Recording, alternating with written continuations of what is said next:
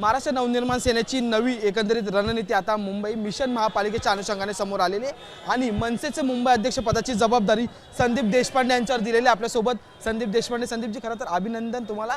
आणि आता खरं तर नवीन जबाबदारी आहे, काय आजपासूनच कामाची तयारी आणि भावना काय?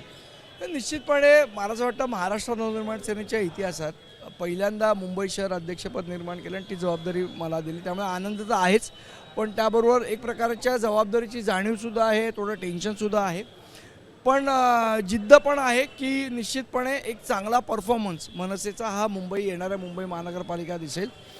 आमच्या सर्व सहकाऱ्यांकडनं आजपासून मनसे मिशन मुंबई महानगरपालिकेची सुरुवात झाली असं समजायला हरकत नाही। यासोबतच विशेष जरी मुंबईची जबाबदारी तुमच्या अंडर 3 नेतृत्व तुम्ही तयार केलेलं आहे, त्यांच्यावरही विशेष निगराणी तुम्हाला ठेवण्याला, त्यामुळे या सगळ्यांचा ताळमेळ कसा? कोणावर निगराणी ठेवायची गरज नाही, आम्ही सर्व सहकारी आहोत आणि आम्ही सर्वजण एकत्र मिळून काम करतो। तुम्ही वेळोवेळी म्हणतात की मी आजपासून मनसेचं मिशन महापालिका तयार झालेलं आहे, नेमकं हे मिशन काय असणार आहे, रणनीती काय? या संदर्भातली एक सविस्तर पत्रकार परिषद 2 एप्रिल नंतर घेऊ। सध्या आमचं आता 30 तारखेची तयारी चालू आहे, ती झाल्यानंतर 2 तारखेला सन्माननीय राजसाहेब आम्हाला सगळ्यांना मार्गदर्शन करणार आहे आणि त्यानंतर आमचं काय प्लॅनिंग आहे याची एक सविस्तर पत्रकार परिषद घेऊन निश्चितपणे आपल्याला माहिती देऊ। मुंबईची महापालिका नेहमीच अटीतटीची राहिलेली आहे। याआधी शिवसेना, भाजप आणि त्याच्यानंतर शिवसेनेची 25 वर्षाची सत्ता आपण महापालिकेवर पाहिलेली, त्याला समोर जाऊन तुम्हाला तुमचा झेंडा येणाऱ्या 6 महिन्यात मनसेचं वेगळेपण तुम्हाला दिसेल। पण आता महापालिकेचं कामकाज नीट चाललंय का, किंवा याआधी तरी कधी पण नीट चाललं होतं का?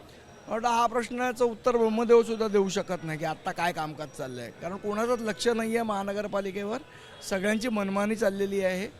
गेले 2 वर्ष 3 वर्ष जवळजवळ नगरसेवक नाहीत, त्यामुळे सगळी मनमानी चाललेली आहे। संदर्भातल्या योग्य वेळी योग्य गोष्टी बोलू आम्ही। अगदी शेवटचा प्रश्न आहे, मुंबईचे एकंदरीत सगळ्याच रस्त्यांची कामकाज सुरू झालेले आहेत, कंत्राटदारांचे भ्रष्टाचाराचे मुद्दे सतत समोर येताना पाहायला मिळतात, या सगळ्याकडे कसं बघतात आणि मग मनसेचा यावर अजेंडा काय असतो? मुळात असं आहे की हा काय भ्रष्टाचार आत्ता झाला 2 वर्षात अशातला भाग नाही, गेले 25 वर्ष भ्रष्टाचार चालू आहे।